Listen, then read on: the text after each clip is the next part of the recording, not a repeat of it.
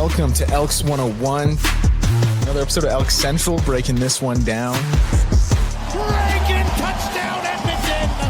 Fajardo, Dunbar, back on top go the Elks! Well. Elks101, November 17th, Monday morning. The Saskatchewan Roughriders on top of the CFL world.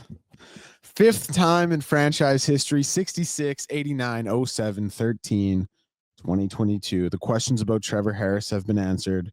Rider Nation, you are champions once again. What a morning.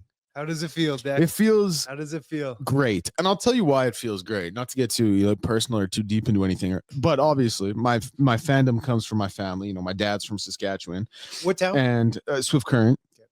Running joke there where things are neither swift nor current, and having spent a fair few days there, I can tell you that is correct. They do shout out, they do have this like Best Western though. As a kid when we would go there, it was so dope because we would get like a room and I would watch like Indiana Jones on AMC. Then I would go play in the pool and pretend I was Indiana. Oh man, it was the best. Like I still have fond memories. I would love to do that now as like a late 20-year-old, but I think you probably like when it's a little more acceptable when you're 10 years old as opposed to a balding mid-20s guy, you know. Take the balding out of it. In the club though. No, I know. Let's see it. Since you brought it up. Let's see it. If they had lost, maybe. You know what I'm thinking? I think I'm gonna. How bad is the bald? I don't think I've ever seen you without a hat on. Oh, I guess I'll just take it off. I've never seen you without a hat. Oh yeah. You got the old cul-de-sac happening. Yeah, bro. And it's like it's tough because I always say like because people tell me just shave it, which I will do, obviously. Although I might go to Turkey. You'll start by buzzing. I might go to. Well, here's the thing. I don't know. Expensive though, bro. Turkey's expensive. I know, but ElksNation fills my pocket. That's why we out here. But baby. my thing is like everyone tells me like just go bald, man. Like it's whatever. It's not that. And I'm probably like almost for sure gonna do that. But my other thing is like I feel like I've been like I don't know. I haven't been an ugly guy my whole life. Big part of that's been my hair, bro. Like so now someone's handing me a card and it's like, hey, you'll be good, man. You know, I'll probably we'll see. I don't know. And you but got a girl already, like... and she tells me every day to shave it. Oh, she tells you every she encourages day. it. Yeah, Oh, buddy. every day. So you're the one that's like, holding on. For yeah. And what am I holding on for? Let it go, man. Yeah, you're right. Maybe I'll go. It don't matter in life, man. Yeah, you're right. Matter, and I think I could pull off bald too. For sure you could. Here, what the real plan is, I just got to like rock bald and start hanging around Gregor all the time. So when it's time for him to retire, he's like, hey, easy transition. I'll give my show to this other bald guy. That's what I really got to do. Now, with the bald talk for real, are you going to start by just buzzing, or are you going to go right to bicking? No, I think I'm going right down to the yeah. Because when you need some pointers, buddy. Because I think when you know what's actually crazy, funny enough, and I'll get back to what I was saying about my family in a second. But I actually went to my barber like 2-3 weeks ago, and I was like, shave it, and he was like, not time yet. And I was like, okay. Because the thing is, when he does it, he gives it like some volume and it doesn't look quite as bad. Like it just looks like widow's peak. It doesn't look like it's like totally like, you know what I mean? So like, cul-de-sac. Yeah. But when I do it, it's like, I just gel it right down. Like it looks bald and it looks way worse. Like it looks way worse the way I do it. But like you doing a comb over when you pull yeah. That is what I do basically. But when he styles it, it does look like it looks like it's like there's still a full head of hair, just a big forehead. Bro, you made it longer than me, man. I was balding by early 20s. So really? Yeah. Well, the helmet, like I blame the helmet. Yeah, Every time I take my helmet off, it's just full of hair. You know what I'm saying? Yeah. So you kudos to you. I've been bicking it since your age, right about then. That's since how long I've been going. Well, I want to get like one of those shavers you like put on your hands. Yeah, and just rub on your head. Yeah. Does it work? Do you have one? No, I'm straight Fusion 5, baby. Yeah. Like every day in the shower or something? No, every other day. It's so easy though. Yeah. Like it's so easy and you get into a good rhythm. Yeah. You know what I mean? Rick, you don't have this problem. Hey man, like you're just dude, I shaved my head for about a decade. Really? Yeah. No way. Yeah. To the bone? No, just like the lowest the lowest the clippers would go. Yeah. No way. Man. Low maintenance. Easy. Incredibly low maintenance, man. And then throw the toque on, take the toque off, no hair issues after that. Wear the hat, take the hat off, no issues after that. It's very fucking convenient. So if that's an issue, that's where you are, dive in that pool, man. That is a big thing. Is like easy. The convenience, man. Because like every time I have to like go somewhere, I have to like put a lot of effort into like time. Yeah, you know what I mean? Like I would love to just wake up and just be like, Yeah. Yeah, it's nice, buddy. I know. I'm sure it's so chill. Okay, so and here's the thing: I'd wear. Yeah, my family's. So this is what I was saying, because in 07, my grandpa died, right? And then first full season after that, Riders won the Grey Cup. This past year, my grandma died, and first full season after that, Riders won the Grey Cup. So it is kind of cool to look at it. That is really cool. It is cool to look at it in those terms. Just kind of extra special that way. But yeah, man, like it's just. Do you have any other grandparents?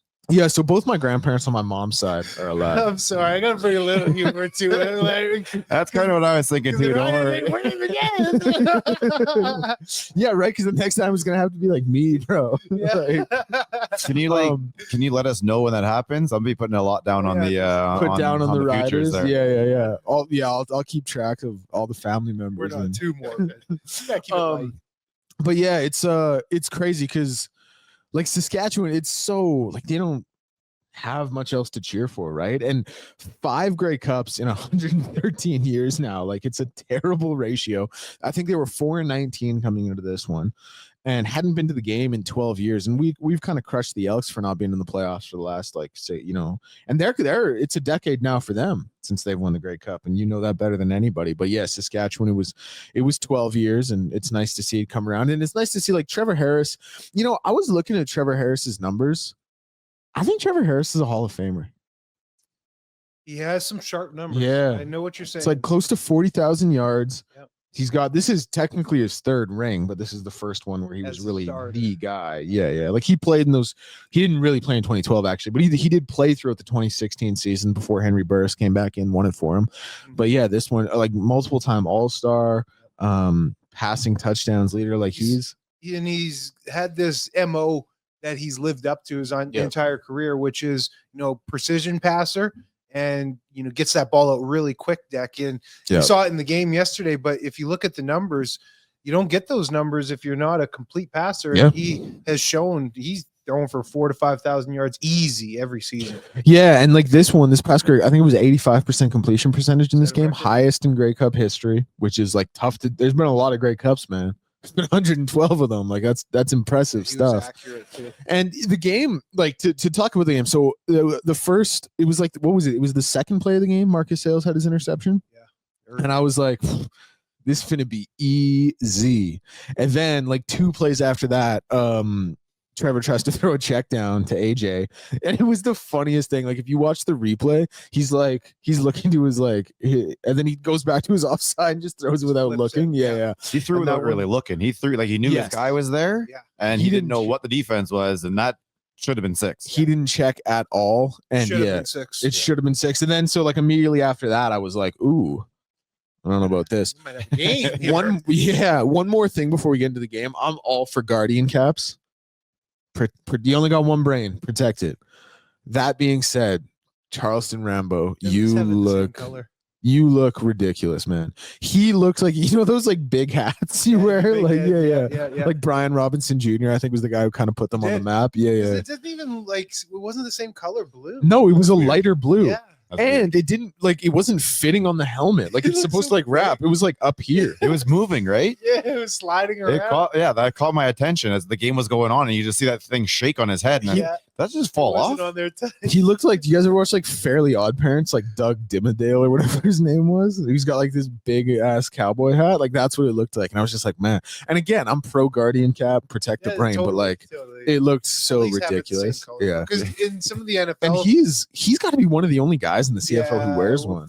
There's a small few, but in the NFL, it's not really noticeable because they do a pretty good job of blending it right in with the helmet. The only guy it's noticeable on is like Romeo Dobbs on Green Bay. Like every whole wide receiver crew pretty much wears one. Out in Green Bay. Yeah. With him, it's so noticeable, man, because it's the same thing. Like it's just like everyone else, it looks like it's like tied to the helmet. With him, it's like big puffy. Yeah, and it just looks. I wonder if there's different sizes, like XL more protection. Padding. Yeah. I guess there probably is. I never even thought about that, but I guess there must be. Would you have worn one when you were playing? Oh man, now saying it at 37, but at back then, no, I agree. For sure not. Yeah. So, it's like life, right? you hear Tua talk about it. Like someone asked Tua after his like second concussion in 4 days, like, "Hey, do you think about wearing a Guardian cap?" And he's like, "No." They're like, "Any reason why not?" He's like, "Yeah, personal choice." But I get it. Like it's like if someone came to me like back in the day was like, hey, you want to throw this Guardian cap on? I'd be like, absolutely not. Like, you know what I mean? Like, it's just, you see things differently as you get older. Yeah. It's like anything in life. 100%. As far as the game went, obviously Saskatchewan got up to that 22-7 lead.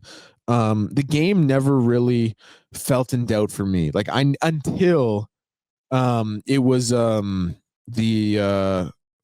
I think it was a second and long. It might have even been first down, but Tyler Snead, when it was 25-17 in the fourth quarter, and they completed that. Yeah, that huge bomb down to him. And that was the only time in the game where I was like, wait a second, hold on here. Like they had momentum because at that point they had scored. Because they had already scored. Yeah, I mean, it was because it was 22-7, and then they go on like a mini run, I guess if you want to call it that, to make it 25-17, and they had the momentum. Obviously, they were pushing the ball well, and that was the first time I was kind of like, ooh, hold on, like, is Montreal gonna do something here? Then I was kind of calculating, like, okay, like how much time is Saskatchewan gonna get the ball back with? Play happened. The Shea Patterson fumble happened on that drive. Yeah, because that's what they go down. That he gets them down to like wherever that was on the field, like the 15 or maybe the 10. Like it was way deep down there. Yeah, and it was a similar kind of coverage break to Tyson Philpott had one early in the first quarter. I think it was that same zone coverage. This one was like Tyson just kind of ran a seam route, I think,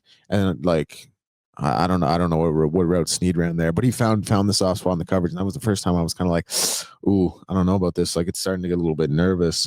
And then I think Stevie Scott had been running the ball pretty decent as well. He's a big man. He is. I thought, to be honest, Davis Alexander's hammy was more of an issue than it led on to be. Probably. Than we even saw optically just with him and his performance, because game plan wise, how often this year did we see him try and be a pocket passer? Yeah, not very much, right? Like normally he's using the RPO, and their game plan with him is to use the athleticism, get him on the edges.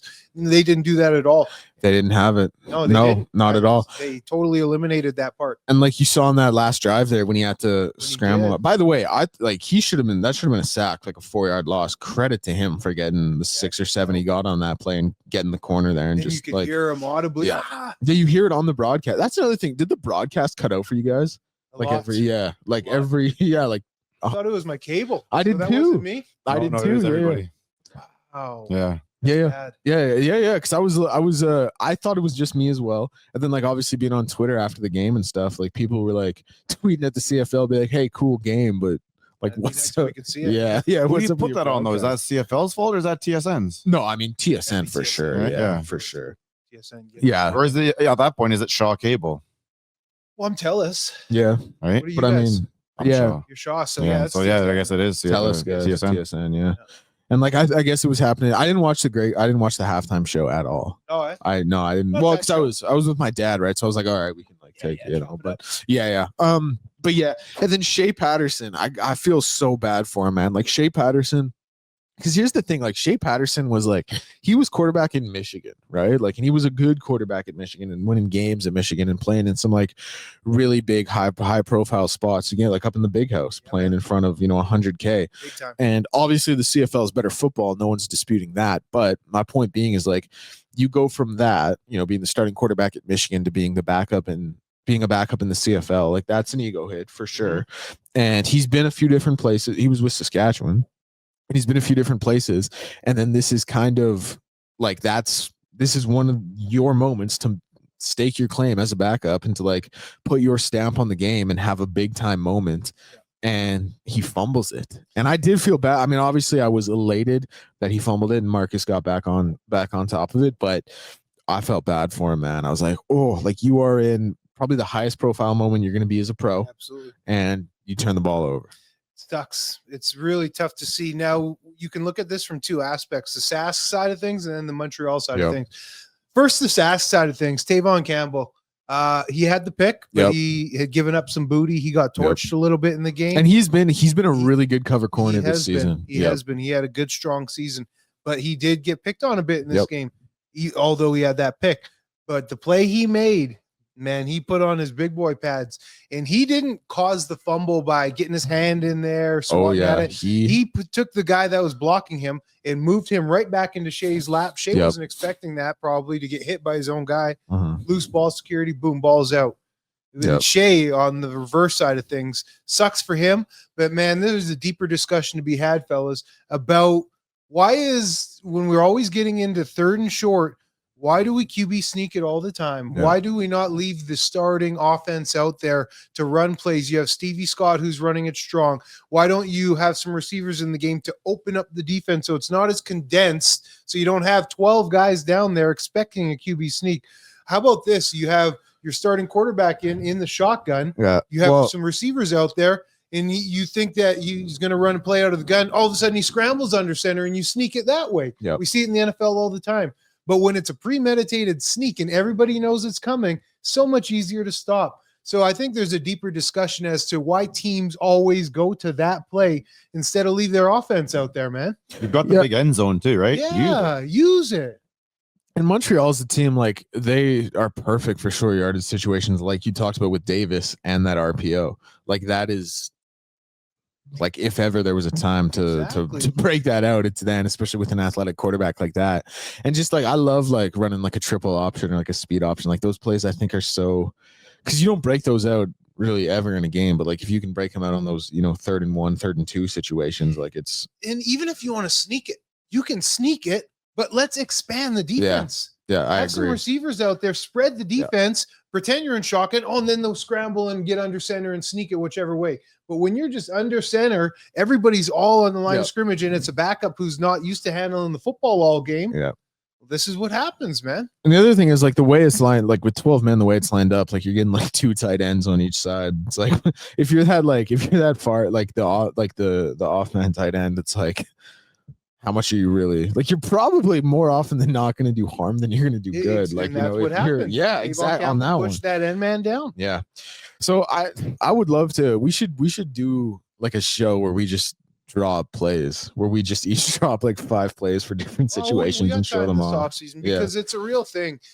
Like, you can get some creativity in this short yardage plays. Glenn Suter talked about it earlier in the season on the broadcast. Look at what Baltimore did yesterday with Cleveland. They had Mark Andrews take it out of it was kind of almost out of like a wing back set. Exactly. And it looked like it was going to be like just a pitch to the back there.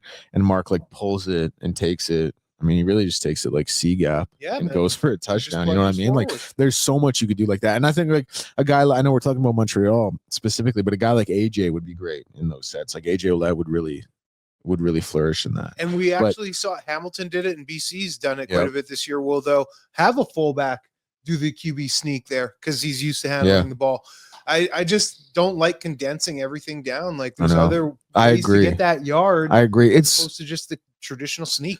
It's so predictable. And with 12 men on the field, it's like, it just feels like you're giving the defense a chance to have 12 men load the box. Right there, really, you know what I mean? You get a sellout on the run then, right? Yeah. So if you do what you were talking about there, and you start before the snap, you start moving guys around, you kept the defense off. Someone may jump, someone may fall offside. Yeah. Exactly, man. Yeah, 100%. Yeah, as far as the rest of the game, like AJ Ouellette balled out, had a great first half. He played great. Sam Emelis, 10 for 10 for 108 yards. That one ball Trevor threw on the sideline, just a hell of a throw, hell of a catch, man. Yep. Tiptoe, falling out of bounds.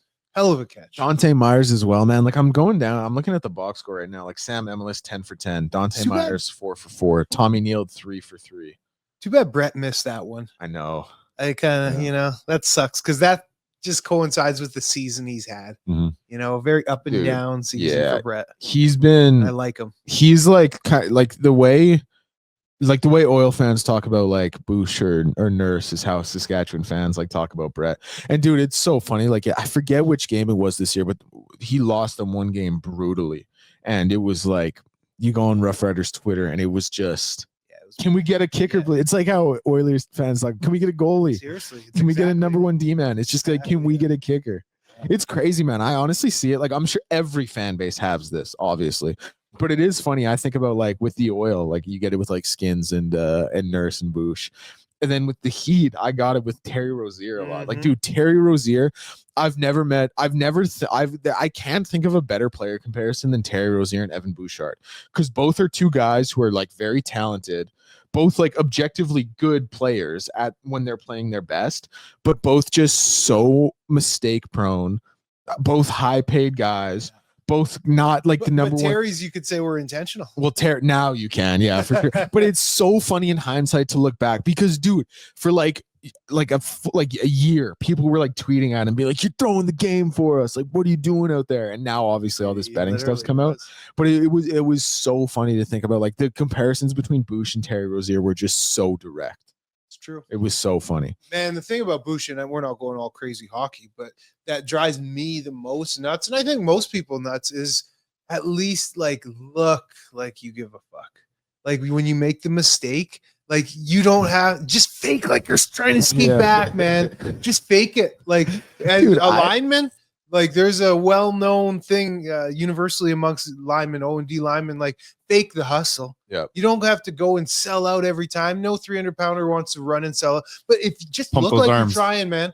Just look like you're trying. And sometimes with Bush, it's that lack of that drives people nuts. Yeah, like 100%. To tail off what you're saying, like I don't mean to be rude at all, but I honestly think Bush wouldn't get it as hard as he does if he like looked different. Facial reaction. Literally, yes. Just look pissed off. Yeah, Fuck. Exactly. Like, he's always got that exact same look on don't get too high, don't get too low look on his face.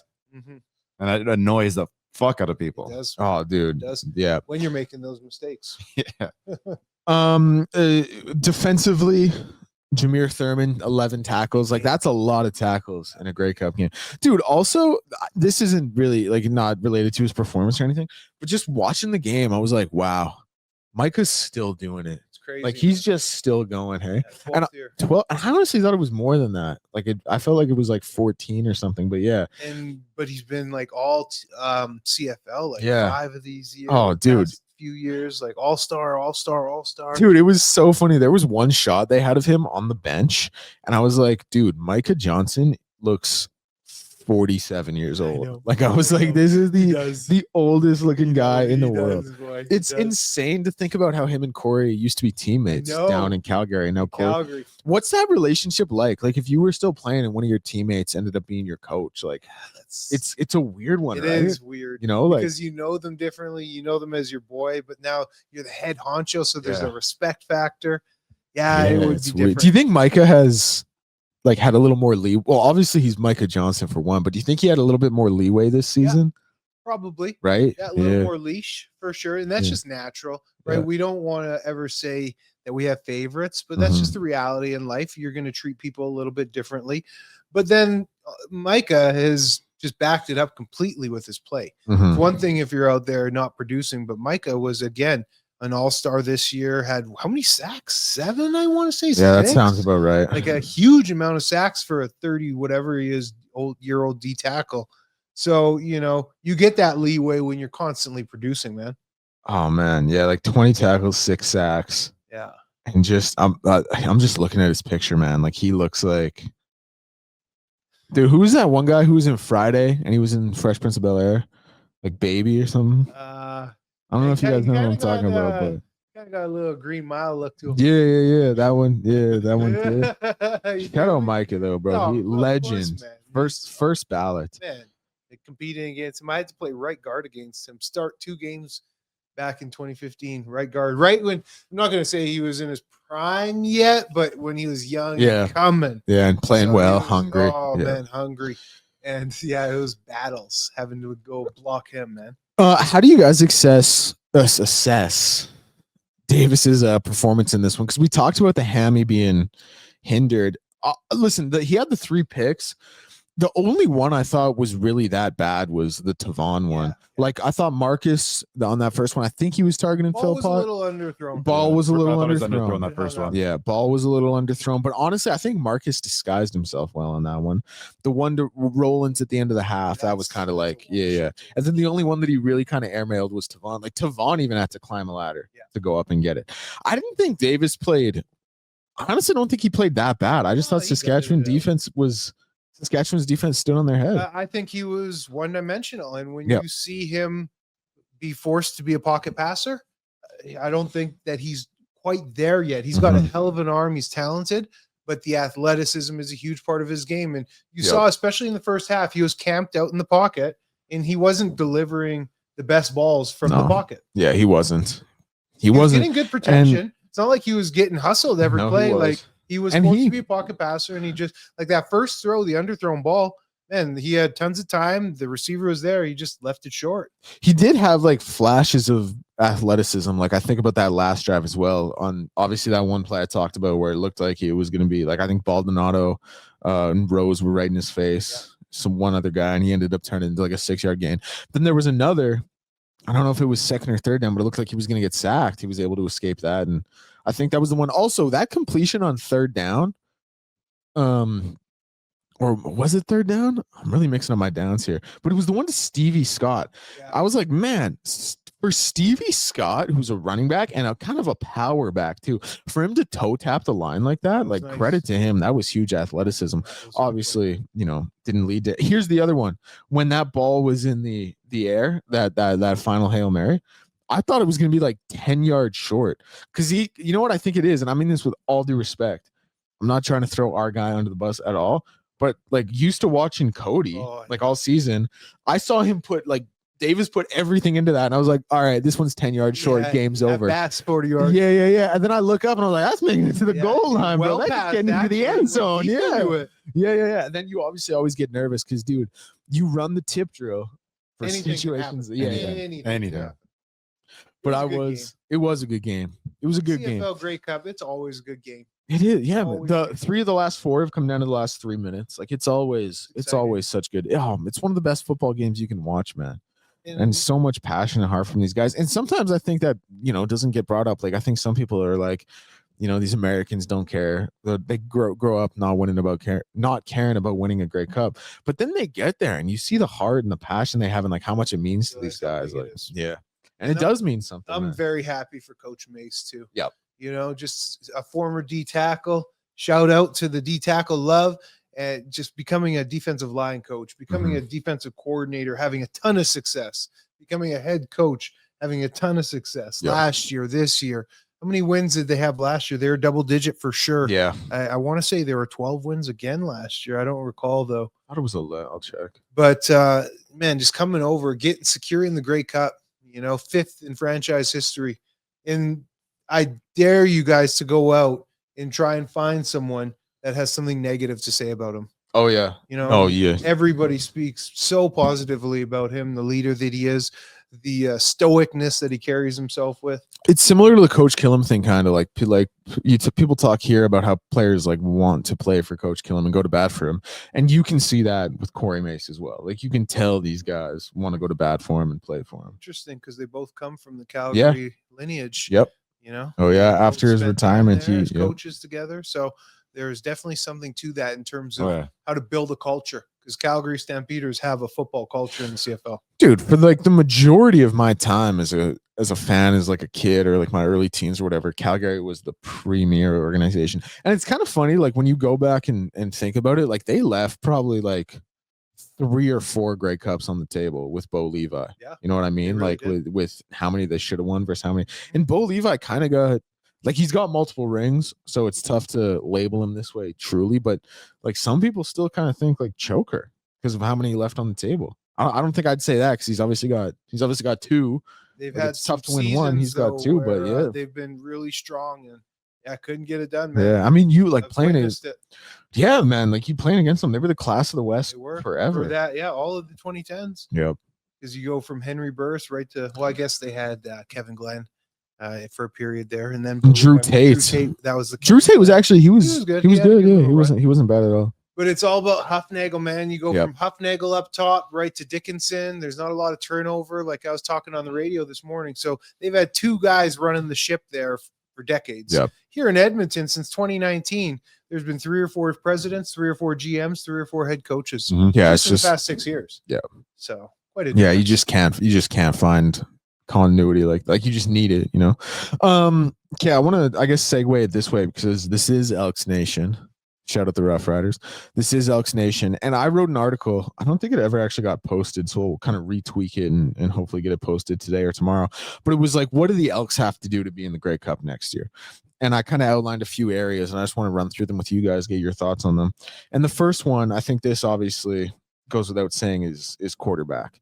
And I kind of said, like, this is the big question. Coach Killam has said he wants Cody Fajardo. Ed says he wants Cody back, not at the risk of depleting the rest of the roster. Sounds like Cody wants that pay raise. And then kind of broke it down to, here's the real question. Is he the best option for this team to get back to the Grey Cup and get to the Grey Cup for the first time in the decade? And I said, when you look at the crop of the possible quarterbacks, maybe the answer is no. But when you look at realistic options, I think it is. And he was a guy who was Grey Cup MOP 2 seasons ago. 2 seasons can be a long time in terms of football. But I think when you look at realistic options, Cody, for me, probably, as I see it, the best option to get them back to the Grey Cup. Is that good enough?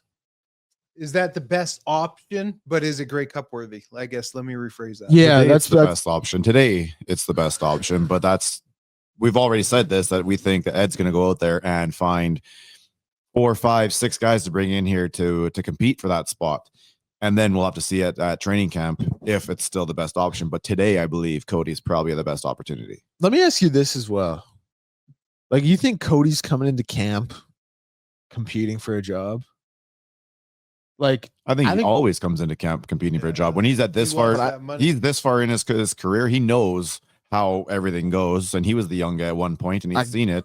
I for sure give you that. Like, he definitely knows how it works. There's probably not a quarterback in the CFL right now who knows how it works more than Cody, with how many places he's been and kind of what, obviously going from Grey Cup MOP to see it. We're going with Davis. Like, he gets it. But I'm just saying, like, he, in his mind, still feels like he has a lot of football left to play. He knows he came and turned this team's season around on a backup salary. Like, he don't want to be competing with Cole Snyder and whoever else Ed's going to bring in. Well, the more money he gets, the more security he gets, right? Yeah. If he gets $400K, well, they're essentially saying you're our guy. So he wants the money, but I don't know, the club, I don't think they want to go that direction, as Ed has said. Pretty much said. At the risk of, I love Ed, because Ed says a lot without saying anything. Does. You know what I mean? Like, can you give him a contract with a lot of bonuses in it? So if you do win the spot and you do start this many games, you do throw this many yards, you do throw this many touchdowns, we get to the playoffs, we get to this and that, and that can build it up to like a $400,000 contract. But I think the base has to be a little bit smaller. No player wants to do that, though. No, I'll tell you that's very team friendly. Yeah, but no player wants to do that, because you get hurt in week 1, you got no bonus money. Yeah, all you're getting is that little base. Yeah, because dude, so his base as much up front. His base, even if you're gonna do like a bonus laden incentive contract, I think his base would still have to be a couple $100K.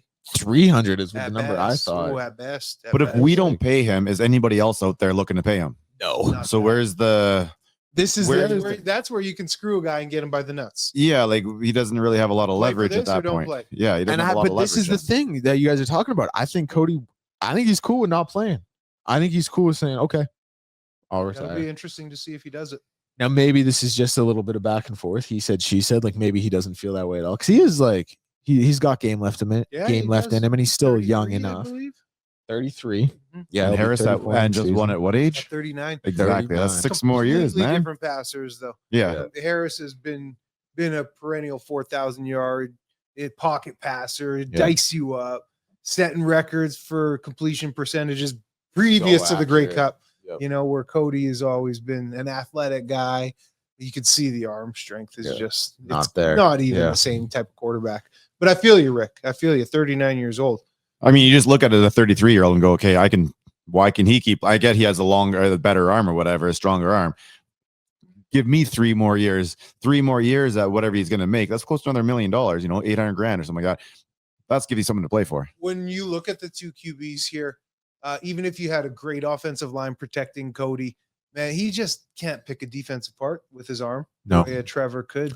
He couldn't. He's not a pocket passer. He needs that athleticism to make plays. He does. That's how Cody wins games. And again, like Trevor, like he's kind of like, as an example, he is like stupid accurate. That's always been his thing. He's always been like accurate. He's so hard to sack. Yep. Bo Levi Mitchell and Trevor Harris have been notoriously hard to sack because they're smart. So they see the defense and know where they're going quick, and they get it out so fast you can't even pass rush because the ball's gone. And it's deceptive for Trevor too. Like you look at Trevor and you might think like that's one of the easier guys to sack, but he's not, because he just has such a high IQ for the game. So you guys, to get back to the question, you guys don't think he's the best quarterback to lead them to a Grey Cup? Today, I will agree with Rick. Absolutely. Today, is November 17th. All right. Yeah. But let's face it, like we were almost in the playoffs with him starting at week 7 or something like that. So he almost drug us there. Yep. And then once you get there, anything can happen. So can you win with him? Probably. I still think like this is obviously revisionist history. You can't really have this conversation, but I still think if they had gotten in, they would have been like the team no one wants to play. Probably. They would have been they would have been rolling and they would have been so hot. Oh, also, before we get to the rest of my questions here about getting back to Grey Cup, did you see the CFL PA listed their list of all-stars? You know who the running back was? It was Justin Rankin. Rightfully so. The players recognize. Yeah, they know how. And I gotta and what's crazy about that, because like obviously we champion Rank all season, deservedly so. But like, man, like James Butler had a great season. Like, you know what I mean? Like he had a great season. Like AJ had a great season. Like it's not like they played bad and they just kind of got the award based on team success, like with the actual CFL award, like right. But for the players to still come out and say, nah, like Justin Rank was the guy. Yeah. That's why I think like I'm going to have to sprinkle a little down on a Justin Rankin MOP future, or at least the West nominee. Yes, that'd be the smart bet, right? Nominee. But you know what, man, you're going to be contending with Nathan Rourke. I know. I was thinking, like that's his award for the next decade. Yep, if he wants it. Yeah, if he wants it, straight up. Like MOP is his, West nominee is his. Yeah, and it's also like because I'm trying to really talk myself into Rank here, and because it's like it's so quarterback driven now. Even being the MOP versus MVP, it's still so quarterback driven. You know what I mean? Like too much so. And okay, another one I had for them getting back to the Grey Cup, receivers. And I kind of talked about, you know, we've talked about this as well, like no real number one guy, but I talk about what about OJ and Benjamin? Do they establish themselves as true, like let me ask you guys this, let me phrase it this way. Do you think they could be two guys who emerge as 2,000-yard receivers, relied on heavily in the passing game in tough situations, and as such that translates to team success, where you're like, okay, this team is a vaunted air attack and we can get to the Grey Cup on the back of our air attack with these two guys as the 1A, 1B, or 1-2?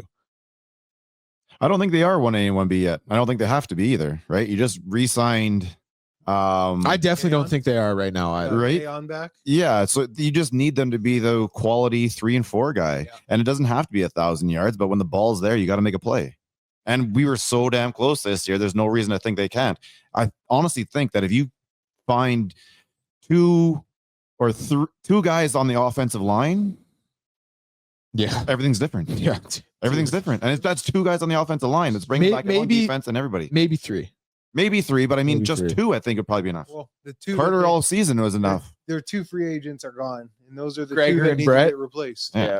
I mean, dude, honestly though, I still think like Martez was underwhelming. He was big time. At an important position, left tackle. Like that's an important position on that because line. he was most outstanding nominee last year. Last year. Yep. You know, so it's disappointing to come in. Yeah, you do this when guys get paid. Typically, play will fall off sometimes. You always say it, man. Like the minute you get paid, they're looking to replace you, and especially if you get complacent. I guess my other thing with this, because I do agree with what Rick said. Like I don't think they're 1A, 1B at all in this receiving core. I think they're 4 and 5. Yeah, like I still think try and make the team. Yeah. But my thing is like when I look at Keon, and I know Keon just had a career year, I don't think of Keon as a number 1 receiver in the CFL. Respect, like he just had a career year. He played great, and he has great chemistry with Cody. Curly, yeah, I could see him as a number 1 receiver on a CFL team. I think he should be based on his talent. I don't really see Steven that way. I guess my question is, I'm just wondering if you think OJ and Benjamin could be those guys. And maybe the answer is no.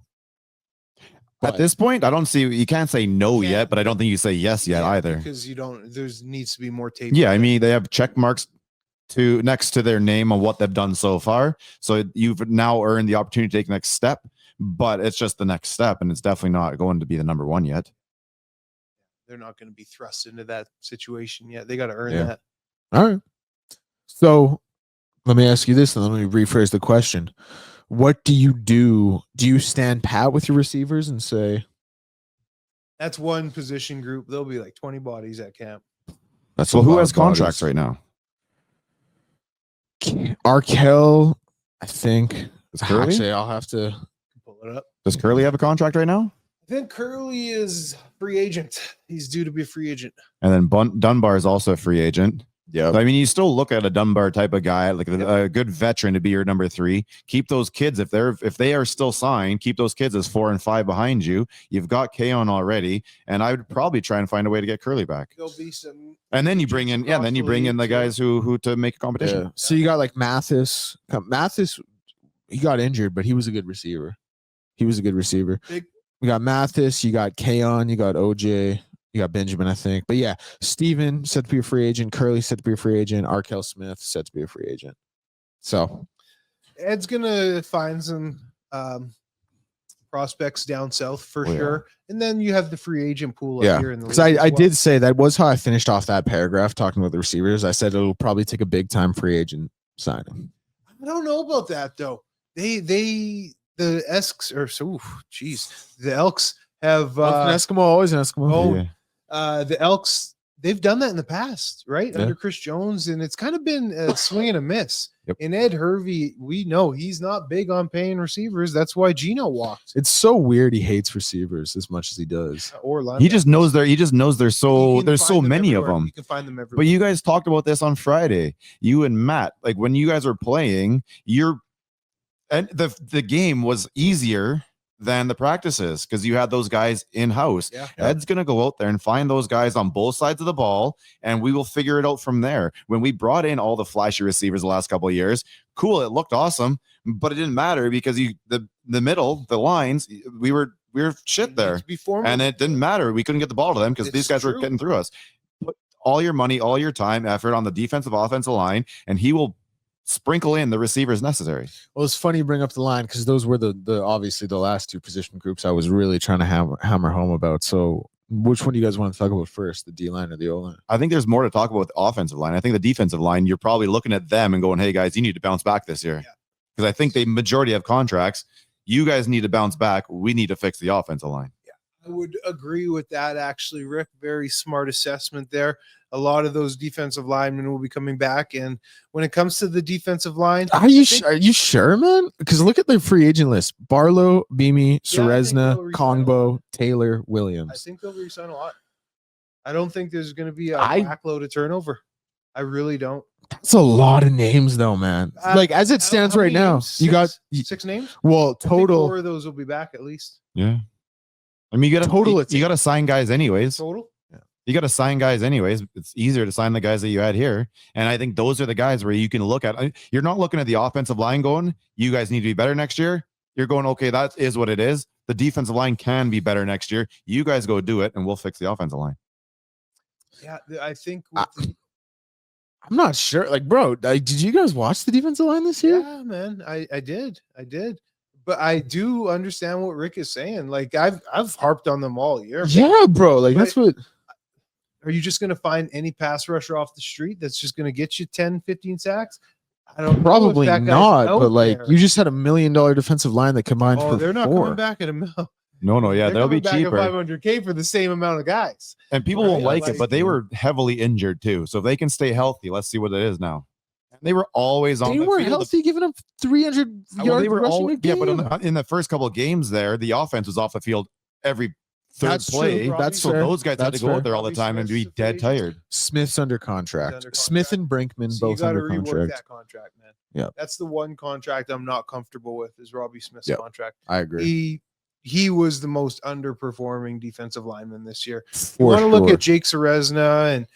Because he's had such a successful career at defensive tackle, he was banged up this year. He was hurt. It was a tough year. He didn't produce. Despite being banged up, if you're putting on the jersey and pads on game day, forget being injured as an excuse. If you're not producing, you're not producing. You can't say it's because he's banged up because you're healthy enough to dress. Yep. So he needs to check himself and have a better season. But Robbie Smith would be the one that I point the finger at. He was the big splash. Yeah, you brought the 3 of them over from Toronto, but he's the one you really pay to make an impact, and he made no impact. When he was healthy, he was a second stringer. Yeah. Because this is. Let me also pitch it to you guys this way. The line obviously started this season. It was Serezna and Brinkman, Smith and Barlow on the ends. for my eye, the best combination of the line this year was Taylor, Barlow, Williams, and Brinkman. Mm-hmm. Do you want to bring back that iteration of the line? Because that I'd be happy with. Like I thought Noah Taylor played really well. I thought Jordan Williams, when he got here, played really well. Mm-hmm. Obviously, Brinkman and Barlow, they were two of those guys who started the season. I thought they both played well. Like Jared Brinkman, I thought played well. Brandon Barlow, I thought was good. But like Robbie Smith, what do you do? Because you got to rework the contract. I agree. But are you still like what kind of discount? What's that going to look like? Like what's a restructured contract going to look like? And are you comfortable? Are you comfortable with him being a backup edge rusher? And it's a position that gets hurt a lot. Like he's going to see game action, obviously, and he's going to have a chance to produce. But like, you cool with that? Yeah, man, I'd be cool with taking him, or having him take a discount, I should say, and come and compete, man. Come and compete, and then if you're in a starting job, you're in the job. I think that there is some pedigree to this defensive line, so I'm not going to throw the baby out with the bathwater yet. No, they got talent for sure. And you want extra players, because even you talked about it back on the 2015 team, and before that is that we had 5 guys. You guys are rolling out all the time, right? You know, 3 drives out, 3, and just way you're keeping fresh. Yeah. So yeah, I'm not going to write them off completely, but not at the tag that they're at. Absolutely not. And you have to look at them and tell them, hey, you guys need to be better. Oh yeah, man. Yeah. Look at them in the eye as they're signing their new contract for a 50% pay cut. Yeah. Because that's what it is, man. Oh yeah. I'm curious to see what it's going to look like. By the way, this whole thing has been one part of one whole headline segment. We'll call it. Yeah, that's headline. We're headlining it. Yeah, I guess I don't know. So there's going to be competition. Like we already know that. That's a fact. There's going to be bodies brought up. You're going to get a bunch of cheap young guys on a rookie deal come up to compete at camp. If you get a Cam Wake and find a gem, sweet. You know what I mean? But what were his numbers? It was like 38 sacks in 2 years. Is that what it was? Just something stupid like that, crazy. Man. 18 a year type deal. Like it was like he had like it might have even been more. Like 18 20, and then 22 or something. Yeah. Stupid. Yeah, it was nuts. I heard there was this infamous story about in the locker room at the facility in BC, someone taped kind of like a Javon curse where they taped money to the ceiling, and he like had bunnies and got it from like a 13-foot ceiling or something. Really? Yeah, something crazy. He's doing his box jumps. Yeah. Oh. Guys that big shouldn't be that agile. Yeah. They shouldn't be that fat. They shouldn't be able to jump that high. Man. Yeah. Twitch. Yeah. That's crazy. When you're that big and you're that twitchy, you're just God-given. It's all God-given.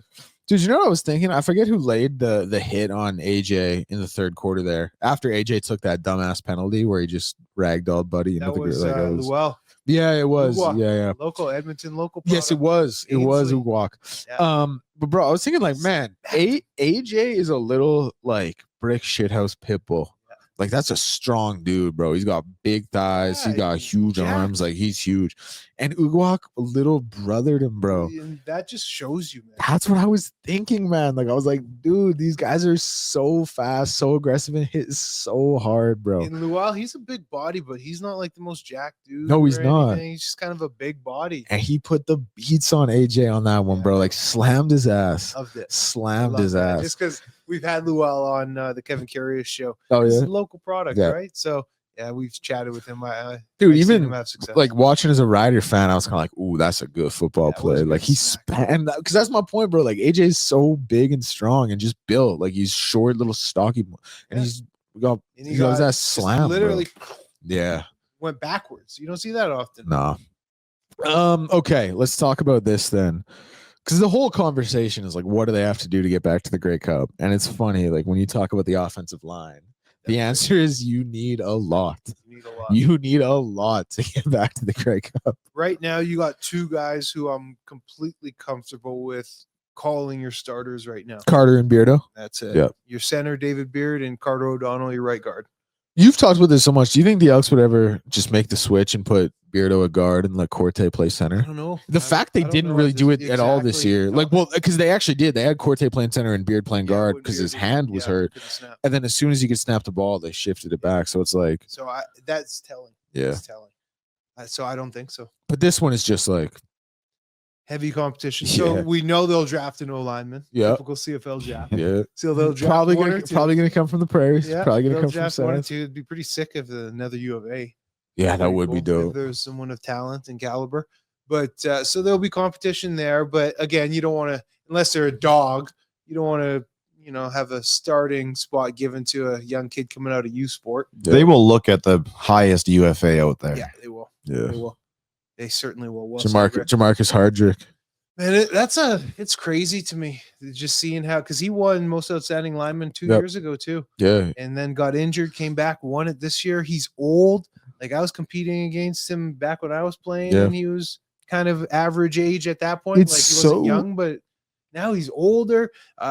Not in the best like physical shape, his body, if you look at him, but man, just producing out there. These O linemen, Stanley Bryant's another one who's perennial most outstanding lineman. Dude, I feel like Stanley Bryant's been in the league since the 90s. Like it's been forever, these man. Guys, man, they just are lasting and playing, and they're not like looking special out there, but just consistent. Yeah. Consistent. It's crazy. Yeah. Go get him. Let him he was play a guard right when he first came into the league. Rarely do you put an American at guard, right? It's a typically a Canadian position. Your Americans are at tackle. Yeah, they're at tackle. He was such a mauler at guard because he's huge. He's 6'6", 330, and you had to bring your lunch pail, fellas. And he's the type of player that would try and finish you. A lot of O-linemen, they want to do their job, block you, and then call it good. Plays over. Ask you how you're doing. Hey, how's the family doing? Straight up. I'm not even kidding. But this guy, oh my God, fella, he would try and finish you to the turf. Put your soul through the turf. You had to come correct against him. Dude, he's from Batesville, Mississippi, and like his player profile picture, he looks like a guy who does not want to go back to Batesville, Mississippi. You know what I mean? Like just like a scary, angry looking dude, bro. Yeah, for real. But Yoshi Hardrick. Yeah, I don't know. Like I don't know how much we'll talk about the O-line throughout the off season. It's like we're kind of beating a dead horse at this point. Like we know it needs, we know it needs upgrades. Yeah. Yeah. Like the one thing I guess I kind of rounded out the article with was like the foundational pieces are there for the Elks. You know what I mean? Mm-hmm. And there was great stretches this year where you're like, ooh, this is a team that has a lot of talent and they can really do it. And it's like once the foundational pieces are there, rounding out the rest of the roster is easy. Like that's what it's about. It's about getting the foundation. How about this for you, Deck? We didn't touch on this one. Busted down over the weekend. Kordell. Yeah. Kordell nice. signed through 2027. Yeah. That's huge, obviously, for the club. I mean, defensive player of the year nominee. That like happened so over the versatile. weekend, right? Or did that happen? Yeah, I think it was before last Elks? week. Did we talk about that then? No, we didn't we hadn't talk brought it about up it. yet. I don't think we did last week. Because it was weirdly like not announced officially by the team. It was like announced over Grey Cup weekend. Yeah, it was. And it was like a Winnipeg beat reporter who like broke the news or something. And then like obviously it got back to us. But yeah, I mean, he's a guy like, yeah, obviously. Like we're doing with him and with Kenny, like Ed's making the right moves and keeping these versatile guys there. Continuity. Yeah, absolutely. Like those are two guys who I'm so high on both of them. Like I loved Kenny Logan's game this year. I thought he was so aggressive. He was always willing to make tackles. And Kordell, obviously, man, like he was the defensive player of the year nominee. And Cordell's like, he's obviously jacked, but he's small. You know what I mean? Like he's probably like 5'7", and like he's strong, but he's like type of dog in there. Yeah, that's exactly what I was leading up to. I'm glad you said that because that's exactly what it is. Like, because he's not like AJ is short too, but AJ is like just wide, thick, and built. Obviously, I'm comparing a running back to a defensive half, but my point being is that like Kordell, it's all dog. It's all dog with him, and that's what you love, and that's a guy you want, and that's a guy like to win a Grey Cup, you need dogs, and you need dogs on the defensive side of the ball, and he is that dog. Happy to see him re-up. As you talk about the foundation, it just that popped up because he's one of those pieces. There's a lot on the defense I really like, man. Like I love the secondary. I know the numbers from this year don't look that great, and so much of it was the start. It was first third that skews it all. Yep. Take that first third out, man. This is a heck of a defense. Yeah, but like so many people, like JJ Terrell. They're gonna be good, man. That's what and dude, and it's the secondary is gonna be good. It's another one, dude, because you like when you start running down the names, like. Yeah, Tyrell re-up. Like Royce Mechie, Chalon Garnes, Kenny Logan. Like one of Kenny and Chalon's probably going to play the Sam, but Kordell could too if he's not playing defensive half. He actually said to me defensive half is his favorite. Or no, he said Sam's his favorite actually. To be in the box. Yeah, exactly. So if he wants to play Sam, then but my point being is like, bro, you got like, let's say Cordell's locked at the Sam. You got like Chalen, Kenny, and Royce who can compete for safety. Like that is so deep. Like that's your three. Those are three guys who could start on any team in the CFL at safety. Yeah. Like that is a luxury to have. It really is. Sucks if you're not on the field. If you're one of those guys not on the field, but still. Yeah. Anything else we want to talk about Elks off season here? Getting back to the Grey Cup or it's nice to see that they're not having a quiet off season.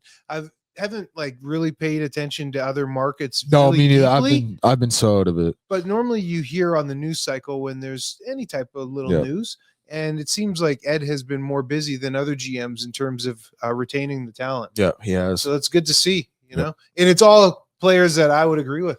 Yeah, 100%. He knows the city's hungry. He knows the fan base is hungry, and he's keeping the right guys here to make that happen. Guys. Yeah. You know, the one that I kind of hadn't asked, Kaon, but hey. He can be a good depth receiver too. Yeah, you guys hated Kaon, bro. You guys threw his ass under the bus. Said get him out of here, cut him. You're costing us losses. Nah, I'm just playing. You guys were telling him to take his ass to arena football. Man, competition's a good thing, and we'll see it at the receiver position. Yep. Yeah, 100%. All right, do we want to do a little Rick's rant and blind ranking to finish this one off? You're about to hit that Steele reel. I got nothing. No Steele. Well, actually, you guys owe me push-ups. You guys owe me 50. Yeah. Both of y'all. We'll get him in here. We got to do that live. Yeah. You may have to direct the camera afterwards.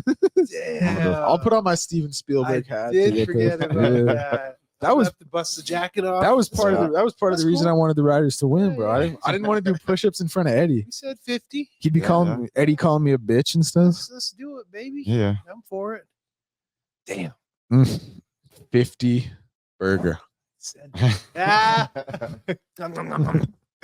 right, Ricky. Rants? Well, for me, there's nothing that you can do about this. This is just kind of the way it goes in life. And I thought I saw Eddie tweet something about this a little while ago too. The older I get, the more this cold affects me. I didn't really care about the cold. Like -5, -10 was all the same thing to me 5-10 years ago. It didn't bother. Right now, -2, -1. Man, I've had enough of it already. And I know we're only entering this. And there's nothing I can do about it. There's no one's gonna fix this for me. It's just this is just the rant. I can't handle the cold anymore. I don't know what it is.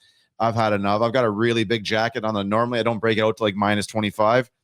-3, I think I'll be wearing it this year. It's gonna be worn every damn day. I feel differently. Yeah, man. Don't you just want to be able to walk around in shorts and sandals? Love that. You guys ever think about moving to like Texas or SoCal? I went to Vegas this summer, man, for a week, and it was like the dead of summer too. So it was 39, 40 those days. And even that, it was pleasant. Really? Because that to me is too hot. No, it was dry. Like it was pleasant. Yeah, it's different over there. When it's dry like that, it's manageable. And everything has AC, so you walk in, you're all good. Yeah. Because I think about like Arizona in the summer, it's like, like you said, it's like 39, 40, and it's like just brutal, bro. I like being able at first thing 6 a.m, go for a walk, and it's 24 outside. Like I'm gonna start running my car here right away. Yeah, like warm that thing up in the morning, man. Like this little -2, -5, it hits different right now. Yeah, dude, it sucks. Yeah, it sucks. It really is. Because to Rick's point, man, like I love Canada, always love Canada, but like the weather, bro, like it's so miserable. Let's get that global warming up a little bit here. Yeah, and it is better, dude. I think about like I don't know, like what 15, 20 years ago. Like I feel like at this point it'd be covered in 100%, and it's still bugging me. Yeah, I hear him. I don't do well in the cold at all. I always say it's because I got South African blood. Like I run warm. You know what I mean? Like I'm from Rhodesia. Oh my goodness! But jokes aside, bro, I do so bad in the cold. Like You run in the cold? Yeah, not that cold, bro. Like no. I used to. Like today, will you run? This is the thing. Like 3 years ago, I would have. Now, bro, nah. Like just give me a treadmill. Yeah, like I don't. But dude, I'm such a bitch in the cold. Like it's the one. Like I don't. Yeah, like little kids could bitch me out in the cold. Like it's. I don't know how I used to play games sleeveless, man. Yeah, that's crazy, man. I think back and just get chilly. Oh man, I know. Like it's so. I hate the cold. Just thinking you're so tough. Yeah, you know. So yeah, I know what you mean, dude. I remember like even like I'm like Yeah, like in high school, coach being like, man, like just wear a sleeve. Yeah, just throw the Under Armour on. Like it's stress out. It's like no one's gonna Ain't think scaring anybody. Yeah, it's like no one's gonna like the girls who came to watch from class. They're not gonna think you're cooler for wearing sleeves. Like, don't worry about it, Matt. You know. Okay. Do we want to finish up with a little blind ranking? Let's roll. All right. Well, next week is American Thanksgiving. We're going back to the food, so I'm going American Thanksgiving side dishes. I took the easy one out. Stuffing, it's not even in there. I think stuffing sits there number one with pretty much everybody in terms of side dishes. So I took that one out. Rick's gonna drop stuffing at the end, and we're gonna have to put it number 5. Exactly. No, exactly. I went to the American one right here. It's a little bit different. They have a. I'm expecting to hear sweet. Yeah. So we're gonna start off with the easy one, mashed potatoes. We're gonna throw the gravy on there too. 4. Yeah, I mean, mashed potatoes is such a staple, but for me, I agree. 4, man. Like I like so many sides so much better. Next up, sweet potatoes, but with the marshmallows. Yes, dude. Oh, that's those are so good, bro. Butter and everything. Those are so. I'll put that. I'll go 3. No, it's a 2 easy for me. I almost put a 1. Those ones go insane, man. What a show! What a pull, Rick. Now we're rolling into the honey glazed carrots. Oh yeah, I like those too. 2. I'll put those at number 3. We're like, all right, you know what? The balsamic bacon Brussels sprouts. This will be a weird one because some people dig them, some people don't. But when you do balsamic bacon, speaking my language, my mom does these. Number 1. Easy number 1. I was waiting for Brussels sprouts to put them at number 1. I could say that's number 1, but I'm gonna put that 5. They need to be done proproperly because if you just toss them in the microwave, that's shit. Them. Just boil them, that's shit. You got to do them properly. You got to roast them. They got to be properly. roasted. Yeah. But when they're done, they're so good, man. Yeah. I'm so glad you said that, man. That's easy number 1. And again, this one isn't very much Canadian. It is a lot more American. So I've seen mac and cheese. Yeah, that's your number 1. That's my number 5. Easy. Sucks. What a list. I hate mac and cheese. This was the really, hey? Homemade. Yeah. Like if you're going and someone made it homemade, give me craft dinner over there. No way. This was like homemade mac and cheese. That's your number 1. That sucks. This was the best. I thought you were gonna say buttered buns or something. I thought that was too easy. For some Yeah. That was the best blind ranking I've ever put together. I'm not happy with that. Yeah. Let's get these damn push-ups. Let's get these push-ups. We'll round up the show. You're gonna have to move the camera, I think. We gotta guide the camera. We're gonna have to clip these, man. Yeah, Someone will. Bro, this is our little Urem check right here. Yeah. I'm recording it myself, bro. Oh, Let me start sweating in this suit. Yeah. I don't know what it's gonna look like on camera here. This won't be the cleanest part of one of our shows, but it might be the best. If you're listening, hit YouTube. This will be the best content. We got the face in here. I gotta do these push-ups with you, bro. All right, I'll go this. I'll put my feet here. All right. Should I take this off? Yeah, you might not, because you can't see anything here. For speed here. I'm gonna get them done as fast as possible. Yeah. Okay, pick up this camera here. Think you'll be able to do them all at once? Nope. I'll be at 2 sets, that's for sure. I'm taking it all. Yeah, I'm gonna try and get it in. Look at this. Ready to roll here? One of us, anyways. Here we go. This is our bro. This is more work. All right, man.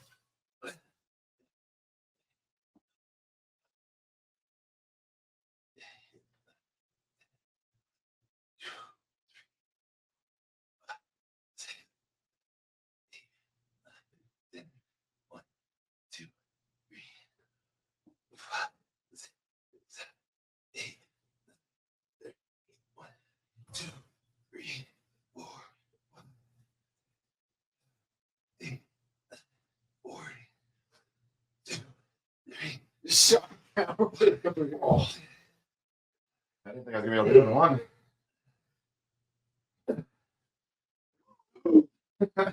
50. Yeah. That's about. There's the bet. Show over. Show over. Well done, boys. Let's go. It's a chest.